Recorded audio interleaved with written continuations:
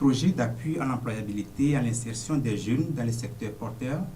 Le projet PAEGSP est un projet du ministère du Développement à la base de l'artisanat et de la jeunesse. Mesdames, Messieurs, bienvenue dans votre émission Agri-Success Stories. Je suis sur ce plateau avec le coordonnateur du projet PAEGSP et le directeur général de la JCA. Il sera question dans cette émission de la contribution des acteurs du PAEGSP dans la filière soja.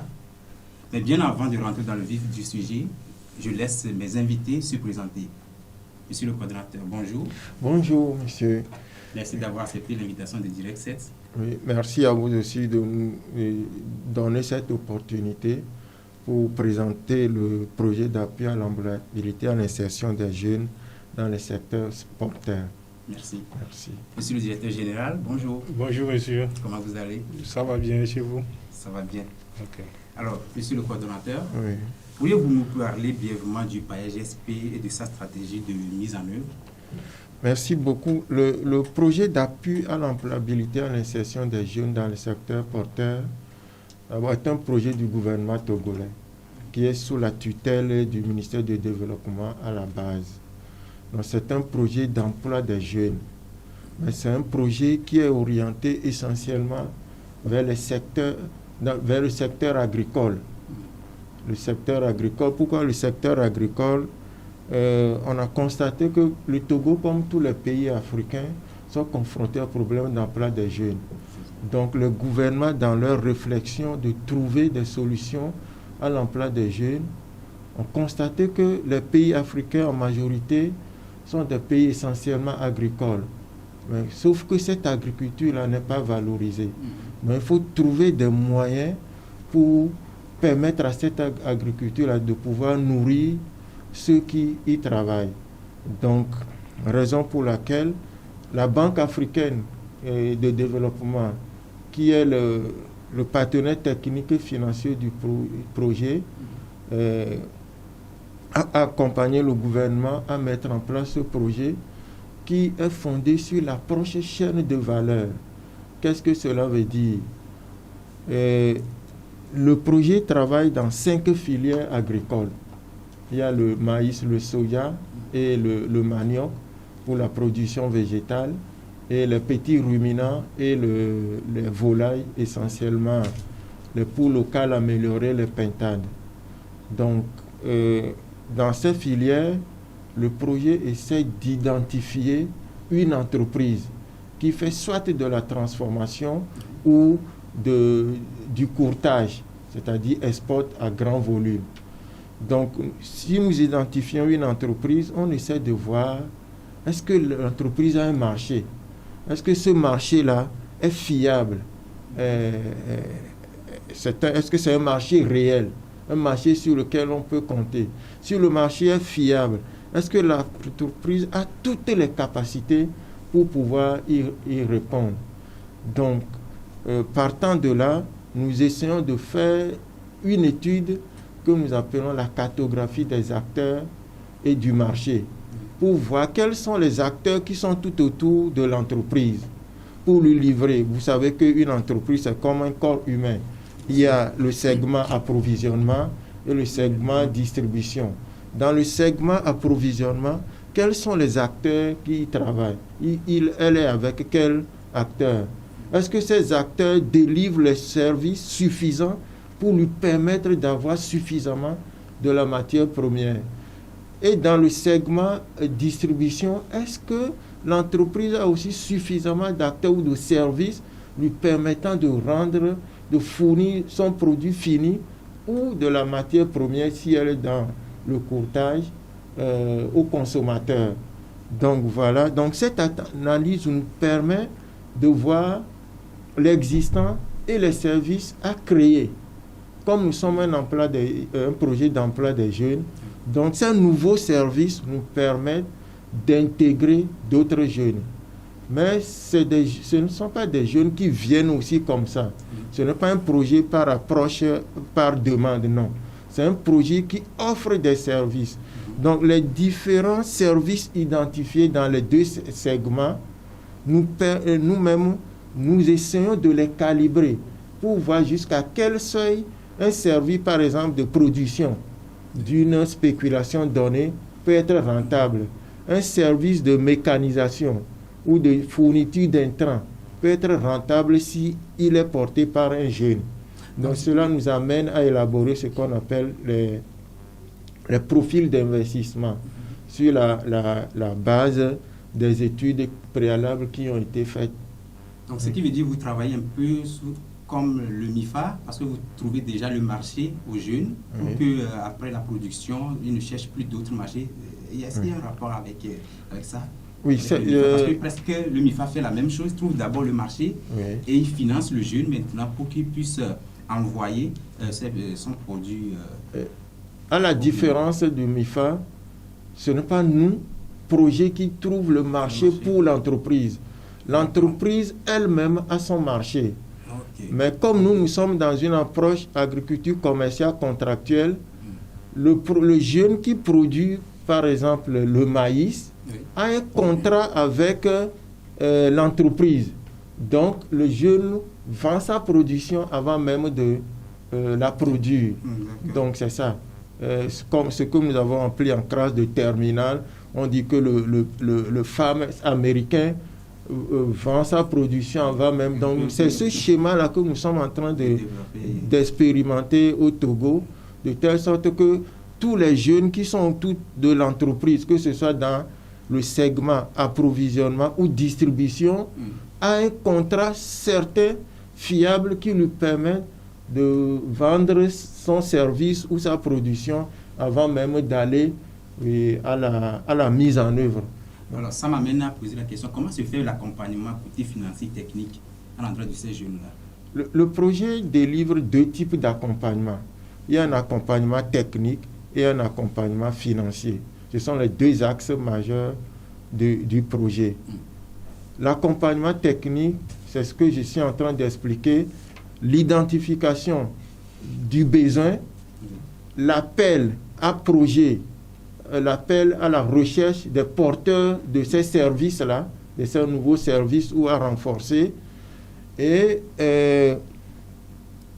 l'élaboration, la formation et l'élaboration d'un plan d'affaires à soumettre aux institutions financières. C'est là où s'arrête l'accompagnement technique. L'accompagnement, mais il va encore au-delà, puisque dès que le jeune a le financement, l'objectif, c'est de rendre viable son entreprise.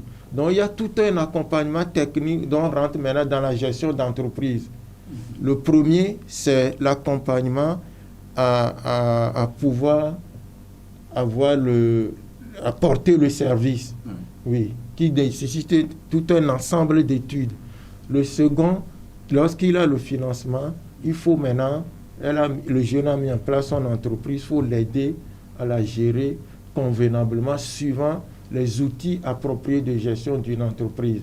Donc voilà les deux aspects de l'accompagnement technique. Maintenant, l'accompagnement financier, lorsque le projet aide le jeune à avoir son plan d'affaires, ce plan d'affaires passe par plusieurs grilles. D'abord, le plan d'affaires est analysé au niveau du projet pour voir sa pertinence, sa rentabilité, tout ça. Donc, cette étude au niveau du projet réalisée, le document est envoyé aux institutions de financement. Les institutions de financement, il y a une banque commerciale et les institutions de microfinance. Puisque nous sommes dans le milieu rural, les banques commerciales ont leur zone d'action dans les centres urbains. Mais les institutions de microfinance ont un maillage territorial beaucoup plus dense que les banques commerciales. Donc, elles vont plutôt dans les coins les plus reculés. Donc, ces dossiers sont transférés à ces institutions qui les analysent pour voir au niveau de leur comité de crédit, pour voir leur pertinence. Une fois que ces dossiers sont retenus, nous nous retrouvons à un atelier de financement où chaque institution se prononce sur le nombre de dossiers et le volume financier qu'elle a à prendre en compte. Et c'est en ce moment que la banque met à leur disposition des ressources sous forme de crédit à mettre à la disposition ensuite des bénéficiaires. Donc, en résumé, nous avons 2 guichets dans le mécanisme de financement. Il y a un guichet pour les PME, les grandes entreprises, et un second guichet pour les petits producteurs prestataires de services qui sont au niveau des microfinances.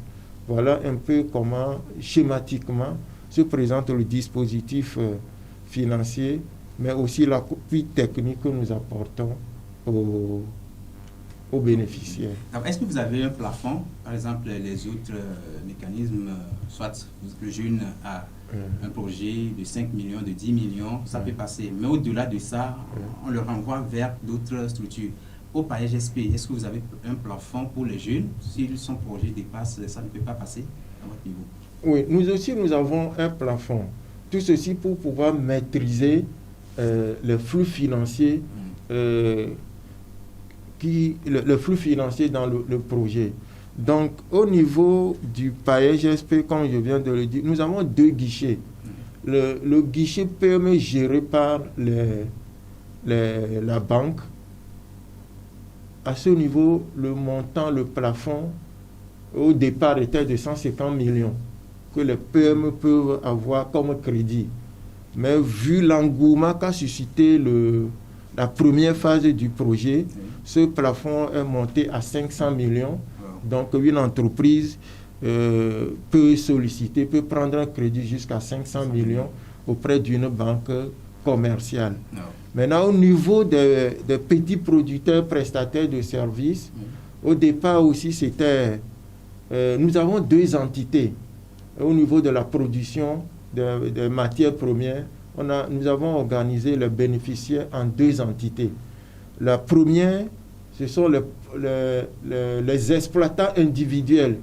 Comme le projet veut faire la promotion de l'agriculture, nous accompagnons les jeunes à installer des fermes agricoles. Le minimum, c'est 5 hectares. À ce jour, nous avons des jeunes qui ont plus de 25 à 50 hectares qu'ils exploitent. Donc, pour avoir de vraies fermes, de vraies exploitations agricoles. Et nous avons aussi les groupements. Ceux qui ne peuvent pas avoir les 5 hectares peuvent mutualiser leurs moyens pour avoir la superficie critique souhaitée. Donc, ils se regroupent en groupes de 5 ou 15. Donc, les exploitants individuels peuvent avoir jusqu'à 20 millions au départ, mais aujourd'hui, peuvent aller à 50 millions. Les groupes, nous avons, au départ, c'était 1,5 million par hectare, mais aujourd'hui, nous l'avons porté aussi à 20 millions pour les groupes. Voilà un peu comment ça se passe. Alors, merci beaucoup. Chers téléspectateurs, nous sommes avec le coordonnateur du projet PAEGSP. Alors, ce matin, selon le rapport 2019, monsieur le coordonnateur des importations de produits agricoles biologiques dans l'Union européenne, publié récemment d'ailleurs, le Togo a fait un bond mondial passant du 31e rang au 14e. Bon, donc ceci explique que le PAEGSP soutient des entreprises qui font de la production biologique et qui les exportent aussi vers l'Union européenne. Oui. C'est une réalité, ce que le rapport que l'Union européenne a sorti, c'est une réalité, mais signalons que ce n'est pas les 44 millions qui constituent la production biologique globale exportée d'abord produite et ensuite exportée. Parce qu'il y a d'autres entreprises exportatrices du soja qui ne sont pas sur le marché européen. Il y a le marché chinois, le marché indien, le marché latino-américain, où les entreprises togolaises exportent leurs matières premières. Mais c'est ce qui a été capté ou ce qui a été capté par l'Union européenne. Donc, le PAEG, dans les entreprises qu'elle accompagne, qui sont au nombre de 20, il y a 12 qui sont dans la filière soja. 12 qui font soit l'exportation ou la transformation. Et sur les 12, parmi les 12, il y a 9 qui sont dans l'exportation exclusivement. Et le PAEG, les 9 entreprises qui sont dans l'exportation, la production globale à leur niveau est de 37 545 tonnes. 37 000. 547 tonnes que les entreprises encadrées par le PAEJ ont produites. Maintenant, sur ce volume-là, 75% ont été exportés sur le marché européen. Donc, sur les 44 000 tonnes dont l'Union européenne parle, le PAEJ a exporté 28 158 tonnes.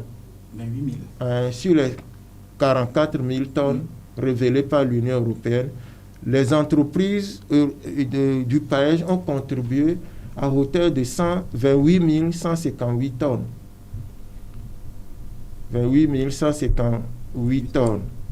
Ok. Et ici, le directeur de l'entreprise Jonction de la croissance agricole Togo a exporté à elle seule 12 300 tonnes sur les 28 000 tonnes. Donc, merci beaucoup. C'est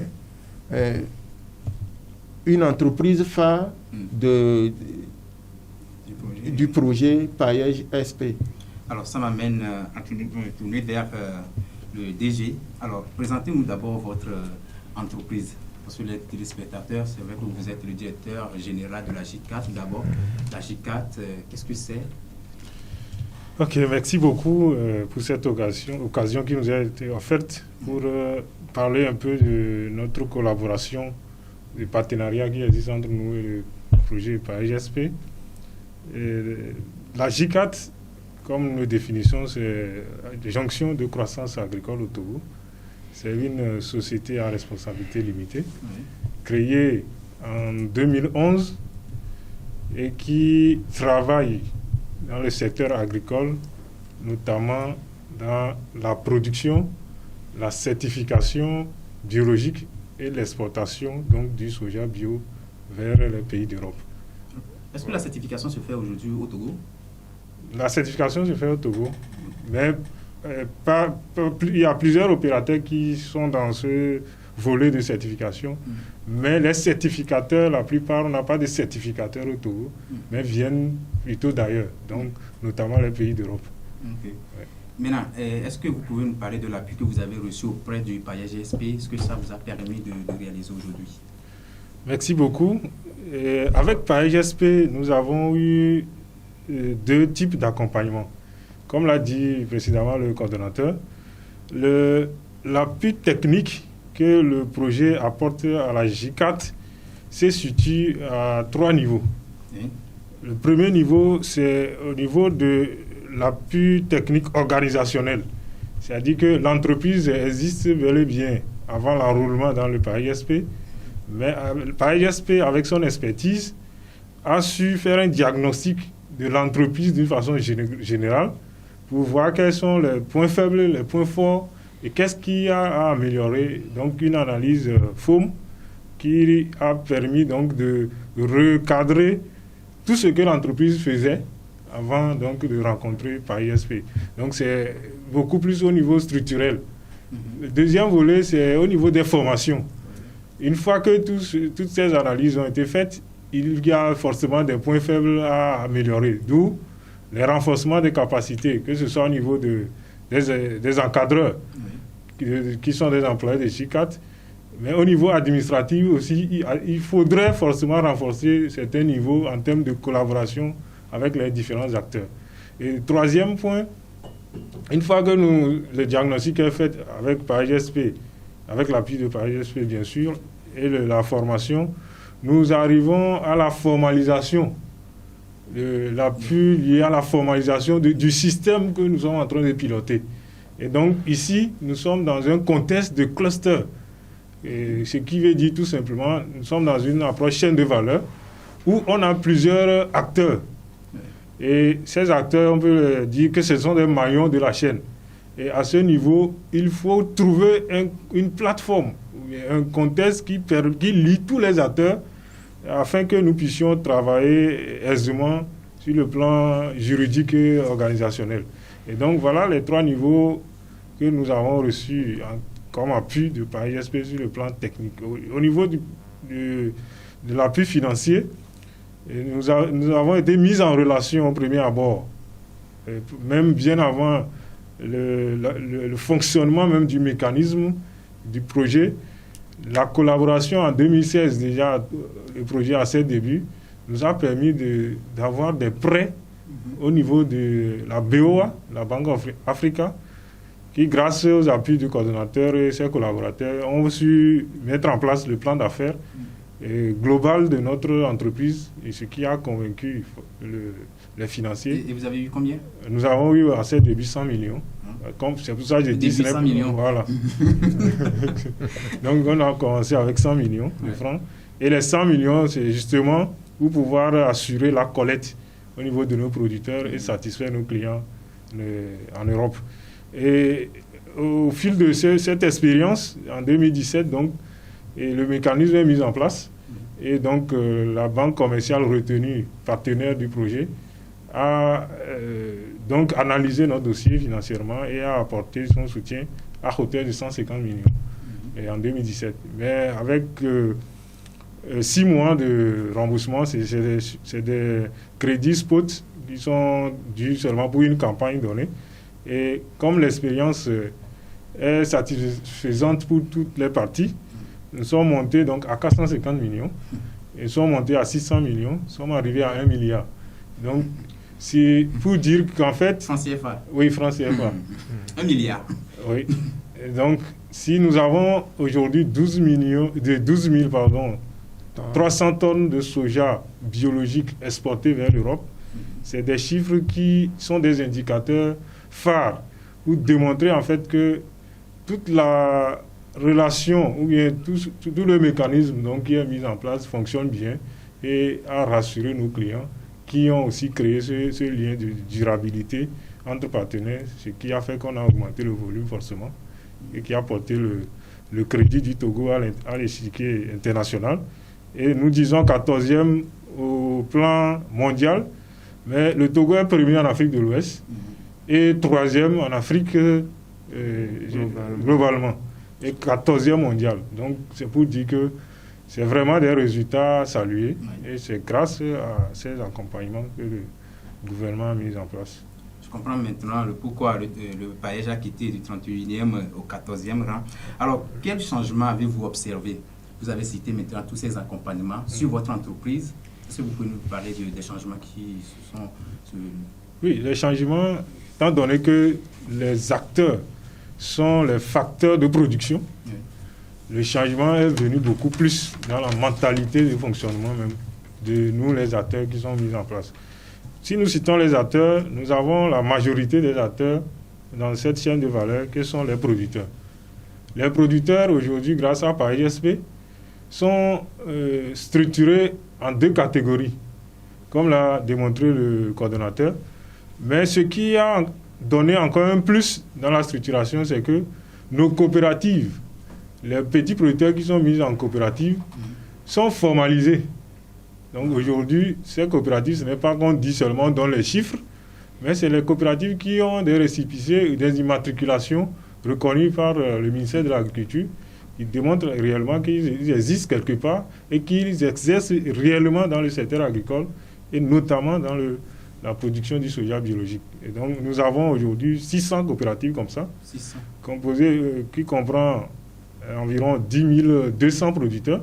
C'est tout l'ensemble du territoire. Nous sommes basés dans la région des Plateaux. Le siège est à Takwame, le chef-lieu de la région. Et nous exerçons beaucoup plus dans 3 préfectures, notamment la préfecture de Logou, la préfecture de Lanier, la préfecture de l'Est-Mono. Et donc, dans ces 3 préfectures, nous avons organisé, grâce à l'appui du projet, ces producteurs en coopérative. Et c'est justement parce que, comme nous le disons, produire 12 300 tonnes, ce n'est pas qu'on a une surface en bloc, quelque part, comme on peut l'imaginer à Lomé, qu'on a quelque part. Mais c'est des petits producteurs de 0,5 hectares, de 1 hectare, de 0,75 hectares. Les femmes, dans ce groupe-là, on a 28% de femmes, donc, qui sont enroulées dans ce schéma. Et à ce niveau, ces 0,25, ces 0,75, ce n'est pas facile à gérer. Et donc, on est obligé de traiter avec les coopératives où on aura à parler désormais que d'une coopérative de 50 hectares, au lieu de parler de Kodjo qui a 0,25. Vous voyez, le langage a changé.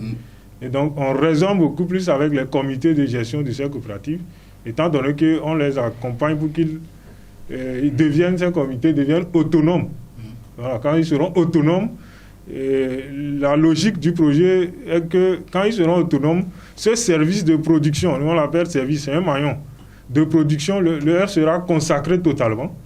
Et nous allons beaucoup plus s'accentuer en tant qu'entreprise sur le plan marketing, commercialisation, transformation, éventuellement essayer de faire des analyses de marché, voir qu'est-ce qu'on peut encore ajouter à la chaîne pour que nous puissions tirer le meilleur profit. D'accord, merci monsieur le directeur général. Monsieur le coordonnateur, vous le savez, le monde entier est plongé dans une crise. Et maintenant, à votre niveau, est-ce que vous avez prévu un accompagnement particulier pour à l'endroit des bénéficiaires Oui, c'est quelque chose, cette pandémie, c'est quelque chose qui est tombé sur nous tous comme ça, à l'improviste, personne ne s'y attendait. Donc ça, elle a vraiment impacté nos activités. Mais comme c'est une maladie dont personne ne sait quand est-ce que ça va finir, on est obligé de vivre avec. Donc nous avons quand même pris des dispositions. D'abord, dans le sillage du discours du 1er avril du chef de l'État, qui a prévu un accompagnement spécifique et a pris des mesures pour accompagner la population togolaise, en particulier les entreprises. Nous avons pu négocier avec les institutions de financement un rééchelonnement des crédits qui sont en cours, les crédits qui sont arrivés à maturité où les détenteurs doivent rembourser. Donc on a pu négocier et nous avons eu leur participation, leur disponibilité à nous accompagner à la matière. Mais néanmoins, reconnaissons que les entreprises ont elles-mêmes fait des efforts. Malgré ces dispositions, la plupart d'entre elles ont remboursé leurs crédits. Ce qui fait qu'au début mars, le portefeuille à risque était à 93%. Mais le 20 juin dernier, quand on a fait le point, ce portefeuille à risque est ramené à 30%. Ça veut dire que malgré les dispositions, les entreprises ont quand même honoré leur engagement. Autre mesure, c'est de faire en sorte que toutes les activités que nous menons en groupe, nous les avons suspendues. Nous les avons suspendues, ce qui... nous sommes dans une agriculture pluviale. Donc, les dispositions prises, c'est que ces institutions financières qui ont accepté de nous accompagner ont quand même, dans ces conditions, mis des ressources à disposition de ces producteurs autres-là pour permettre à ce que l'activité se déroule. Voilà un peu les quelques mesures que nous avons prises pour ne pas arrêter totalement l'activité, puisque c'est une agriculture, une activité agricole. Nous n'avons pas la maîtrise d'eau. Nous avons les entreprises ont des contrats avec leurs clients européens. Donc nous, on ne peut pas dire que à cause de la maladie, on ne peut pas honorer. Donc on est obligé de faire avec, de faire en respectant les mesures de distanciation sociale. Voilà les quelques dispositions qui ont été prises dans le sillage, je le redis, dans le sillage du discours du chef de l'État. Alors, DG, cette crise coïncide avec la fin de votre campagne agricole 2019-2020 et le début de la campagne 2020-2021. Quelles dispositions avez-vous pour ça? Déjà, la fin et puis le début en même temps. Comment est-ce que vous allez à gérer ça? Merci beaucoup. Nous disons que c'est peut-être à cause de nous, les opérateurs, à l'espoir que la pandémie est arrivée, parce que ça a choisi un mauvais moment pour nous. Parce que nous sommes, comme vous l'avez démontré, à la fin d'une campagne et au début d'une autre. Et c'est compliqué à gérer. Mais nous saluons les mesures prises par le gouvernement togolais qui entre autres, a facilité le transport des marchandises sur le territoire. Et cela ne nous a pas empêché de continuer par exporter les volumes vers nos clients. Et oui, certes, ce ne serait pas comme d'habitude, mais nous sommes adaptés au contexte parce qu'il y a eu pas mal de ralentissement des activités au port de Lomé. Mais nous sommes arrivés à nous entendre sur un schéma de travail avec nos clients, ce qui a fait que la banque, comme l'a démontré M. le coordonnateur, n'a pas senti le coup, parce que c'est juste un décalage de temps, parce qu'on n'a pas arrêté systématiquement les envois de tout ce qui est marchandises. Ça fait que nous n'avons pas trop de crise à ce niveau lié à la pandémie, mais seulement le ralentissement des activités. Et donc la banque, et par le biais de la CEDEAO même, qui a donné des délais pour pouvoir ajuster ces retards qui peuvent occasionner dans les crédits, ça a fait qu'il n'y a pas eu tellement de crises qui peuvent briser les relations. Mais au niveau de la production, donc, nous planifions, avant de semer en juin, nous planifions des activités depuis janvier. Notamment la sensibilisation des producteurs à la base pour les nouvelles donnes, puisque la réglementation biologique s'actualise chaque année. Et donc, il faut chaque année approcher les producteurs pour leur démontrer les nouvelles donnes. Et ça se passe souvent par des rassemblements, des regroupements des producteurs pour les sensibiliser.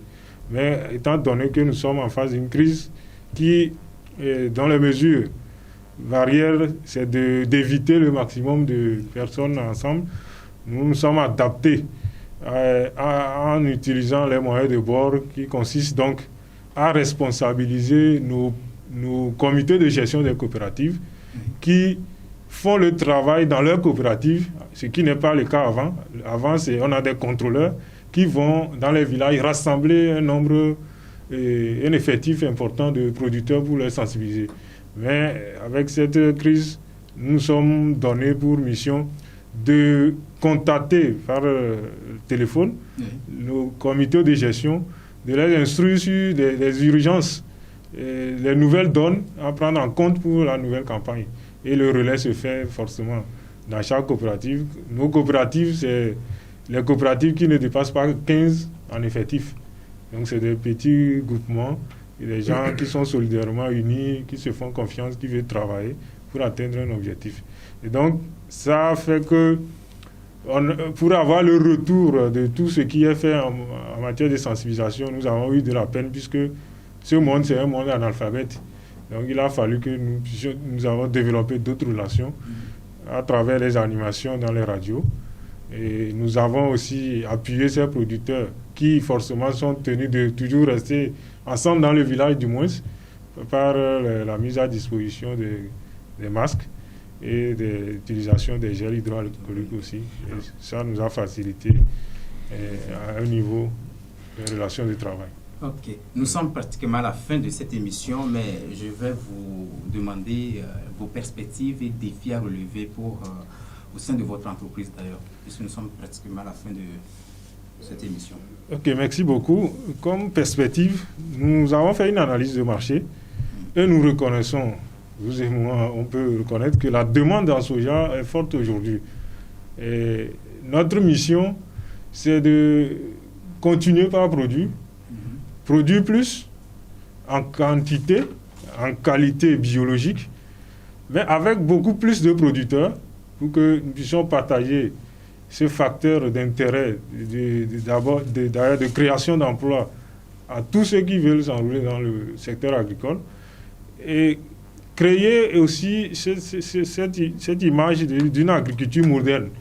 Donc, nous cultivons déjà, mais nous devons nous adapter à une nouvelle façon de cultiver pour prendre soin de la nature. Parce que la pandémie est un exemple de dire que l'homme doit faire attention à la nature pour mieux vivre dans cette nature.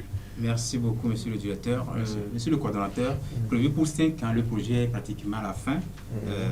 Est-ce que vous, à votre niveau, les objectifs sont-ils atteints? Oui, comme on le dit souvent... Vous êtes même en prolongation, il y a encore un an pour vous. Tout à fait.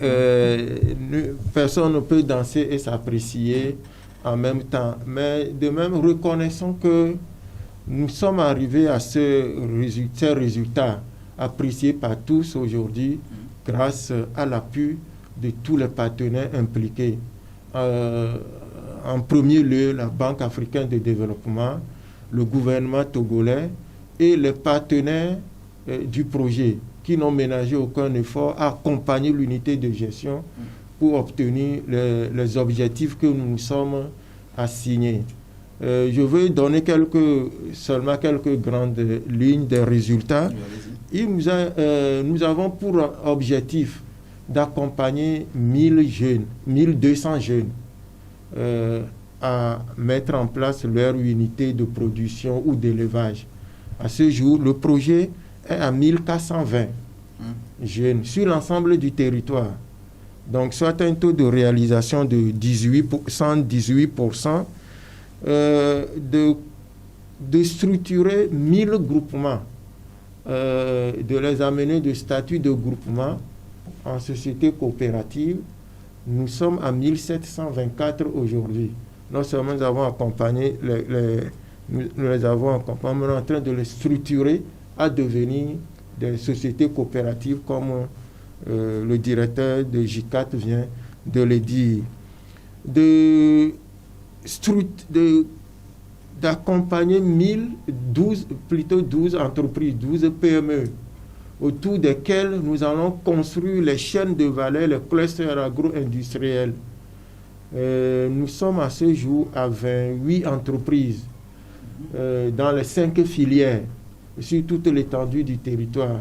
Et comme je l'ai dit précédemment, sur les 28, 12 sont dans la filière soja. Le projet est amené comme c'est un projet d'emploi des jeunes. Nous devons à terme créer dans le secteur agricole environ 20 000 emplois.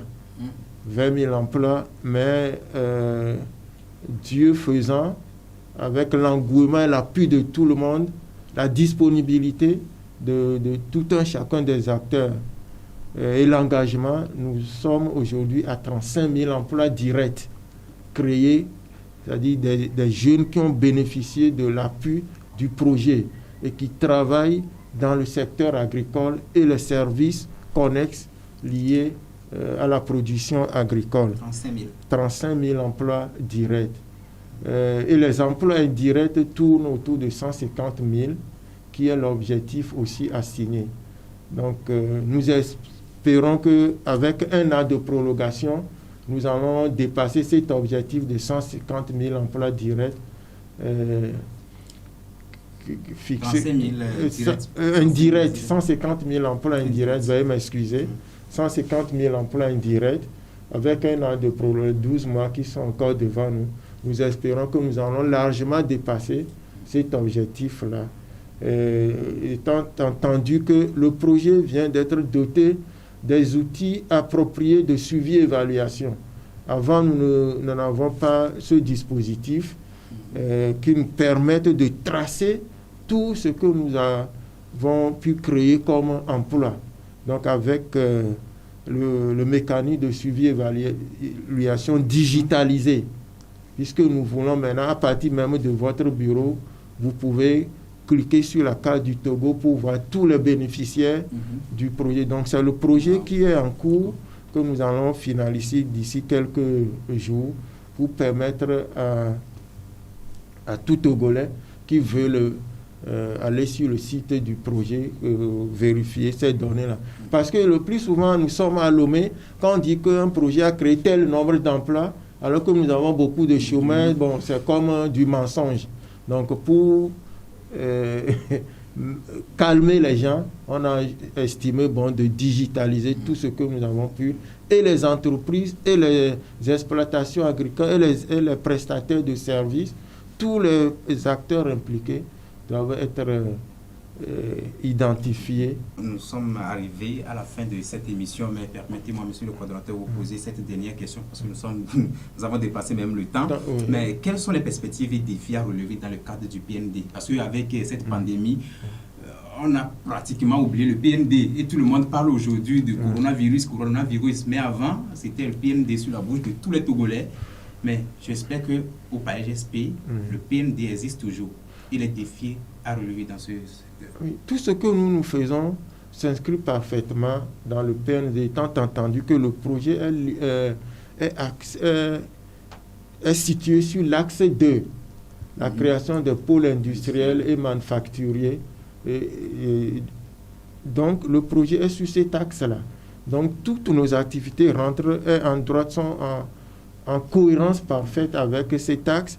Donc, comme perspective plutôt, nous avons comme défi à relever, c'est de, comme je viens de le dire, digitaliser tous les bénéficiaires.